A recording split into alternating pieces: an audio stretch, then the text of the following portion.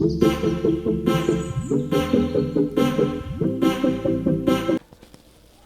दोस्तों, मैं अमरदीप कादियान। नमस्ते, प्रणाम, सलाम वालेकुम, सत श्री अकाल, जय मसीह की, राम राम जी, जय माता की। दोस्तों, आपका स्वागत है मेरे यूट्यूब चैनल डिसेंट एडवाइज में। दोस्तों, आज हम बात करेंगे Q&A के बारे में, क्वेश्चन एंड आंसर के बारे में। दोस्तों, सबसे पहला कमेंट आया है, ये है जी अमनदीप का, अमनदीप दिमान। सर, मुझे भी बैंक ने लीगल नोटिस दे दिया है अगस्त में, और मेरा बिजनेस बहुत डाउन है अभी, मगर बैंक मैनेजर और बैंक एडवोकेट मुझे परेशान कर रहे हैं, जबकि मेरी फैमिली में अगस्त में 10 मेंबर कोरोना पॉजिटिव थे। बावजूद इसके मुझे परेशान किया जा रहा है। क्या करूं sir, please advise me.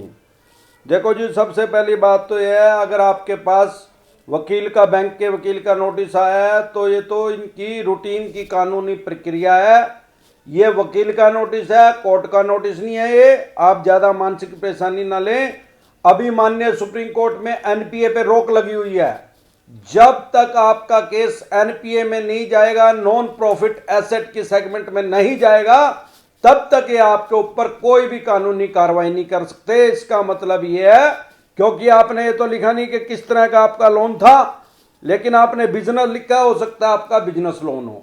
Business loan में भी दो तरह के होते हैं, secure business loan, unsecure business loan.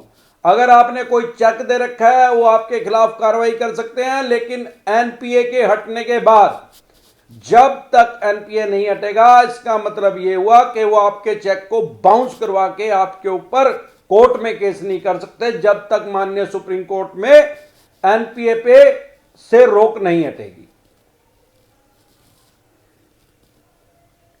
One thing, any time NPA SC order can be hold. ये है जी Maan Praveen Kumar, I think so. Shafiqul Islam, मैं सेटलमेंट करना चाहता हूं लेकिन बैंक नहीं मान रहा है। अरे भाई साहब, मेरी तो सलाह है कि बैंक से सेटलमेंट ना कीजिए, क्योंकि बैंक आपकी फाइनेंशियल डेथ कर देगा। फ्यूचर में किसी भी तरह का लोन किसी भी बैंक या एनबीएफसी कंपनी से आप नहीं ले पाएंगे।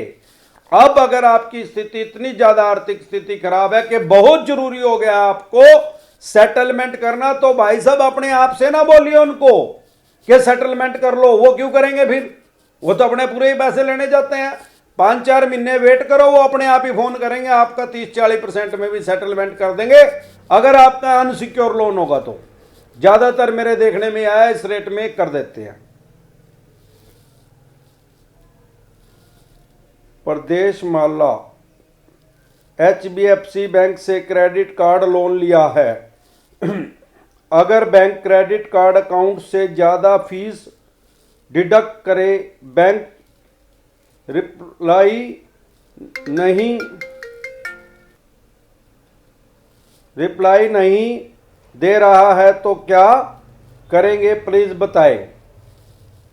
मतलब आपके बैंक से, जो मुझे समझ में आया, आपके पास क्रेडिट कार्ड है और आपका उससे ज़्यादा अमाउंट ये उसमें से डिडक्ट कर रहे हैं, टोटल जितने आपने इनके पे, तो इनके पहले जाके सबसे पहले इनके ब्रांच हेड से मिलिए, उसके बाद इनकी कंज्यूमर कोर्ट में आप कंप्लेंट कर सकते हैं, इनके खिलाफ केस दायर कर सकते हैं। बैंक या एनबीएफसी कंपनी कोई भी हो, अगर आपके साथ वो गलत कर रहे हैं। आपने लोन लिया है, इसका मतलब ये नहीं है कि लोन लेने से आपके राइट्स खत्म हो गए, आपके पास पूरे राइट्स हैं। Jagdish Motwani, good evening sir. Unsecured loan की ईएमआई अगर नहीं भर पा रहे हैं तो क्या बैंक्स और एनबीएफसी फैमिली मेंबर्स के अकाउंट से पैसे विड्रॉ कर सकते हैं? ऐसा कोई नियम नहीं है। अगर आपका कोई फैमिली मेंबर उसमें गारंटर है, को एप्लीकांट है, तो और उसने वो एग्रीमेंट कर रखा है, तो वो बैंक या एनबीएफसी कंपनी आपके फैमिली मेंबर के अकाउंट से पैसे निकाल सकते हैं। अदरवाइज ऐसी उनके पास कोई पावर नहीं है कि किसी के भी बैंक में से, अकाउंट में से वो पैसे निकाल ले। हाँ, आपके अगर अदर अकाउंट में पैसे हैं तो वो जरूर निकाल सकते हैं। सर मेरा रिस्ट्रक्चर के ये हैं जी चौमनी मजुमदार।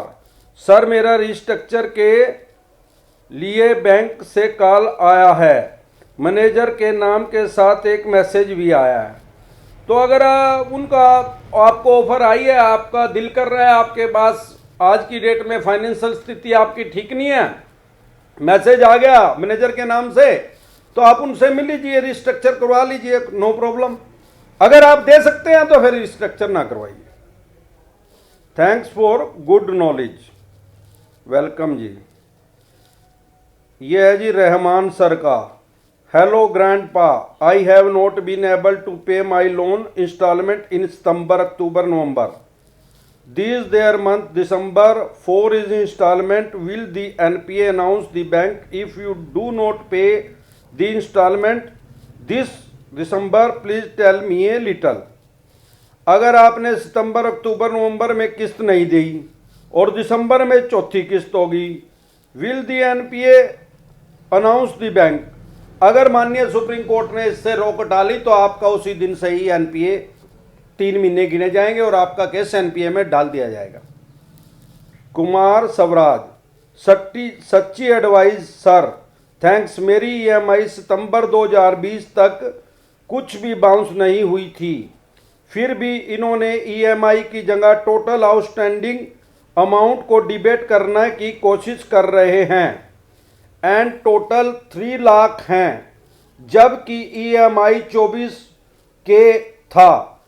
इसलिए मुझे नोटिस आया है तो पे अमाउंट का। क्या मैं इसके लिए कंज्यूमर कोर्ट में जा सकता हूं? बिल्कुल, आपके पास पूरे राइट्स हैं कंज्यूमर कोर्ट में जाने के, क्योंकि आप कह रहे हैं कि आपकी किस्त 24,000 रुपये थी और ये जो भी बैंक के NBFC कंपनी आपके अकाउंट से 3 लाख रुपए निकालने की कोशिश कर रहा है और मुझे ये लग रहा है कि आपके अकाउंट में वो पैसा पड़ा है। आप इनके खिलाफ कंज्यूमर कोर्ट में केस कर सकते हैं, उसमें आपको वकील की कोई जरूरत नहीं है, चाहे तो आप अपना खुद से केस लड़ सकते हैं। टोपू पाल, सर मैं तो यही चाह रहा हूं लेकिन बजाज वाले नहीं दे रहे। ये इन्होंने लिखा नहीं क्या चाह रहे हैं और क्या नहीं दे रहे। Prithviraj, good sir. Srinivas Vaini, we want moratorium sir, I am working in this school, please do me a favour. ये तो भाई साहब सारा देश ही चाह रहा है मोरेटोरियम, ये माननीय सुप्रीम कोर्ट के ऊपर है कि वो देंगे क्या नहीं देंगे। अब देखते हैं, नेक्स्ट तारीख इसी हफ्ते में लगेगी, देखते हैं क्या रिजल्ट आएगा। ये लोन रिस्ट्रक्चरिंग के कुछ नहीं होगा, एटलीस्ट 1 साल का मोरेटोरियम, साथ में रिस्ट्रक्चर, उसके बाद नवंबर 2021 तक इकोनॉमी में कोई सुधार नहीं दिख रहा। बात तो खैर आपकी काफी हद तक ठीक है कि नवंबर 2021 तक भी कोई सुधार नहीं दिख रहा। अगर माननीय सुप्रीम कोर्ट मोरेटोरियम दे दे जैसे आप कह रहे हैं 1 साल का, तो फिर तो स्वाद ही आ जाएगा भाई लोगों ने।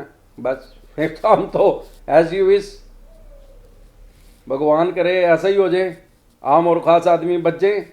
महेंद्र काप्टे, सर मेरे अकाउंट में दिन ब दिन माइनस अमाउंट बढ़ता ही जा रहा है।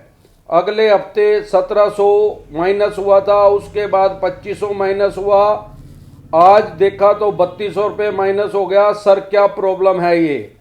भाई साहब प्रॉब्लम ये है कि प्लंटी लगा रहे हैं आपके ऊपर, आप पे नहीं कर रहे, आपने उसी बैंक से लोन लिया होगा, वहीं पे आपका अकाउंट होगा तो वो माइनस में जा रहा है, सीधा हिसाब है।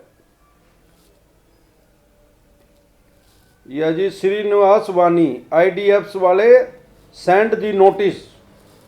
IDFC बैंक वालों ने इनको नोटिस सेंड किया, कोई बात नहीं है तो कर ही रहे हैं, वो तो रूटीन की प्रक्रिया है इनकी, करने दीजिए, ज़्यादा आप पैनिक न होइए। अभी आपका केस NPA में नहीं गया, आपके खिलाफ कोई कानूनी कार्रवाई नहीं होगी अभी।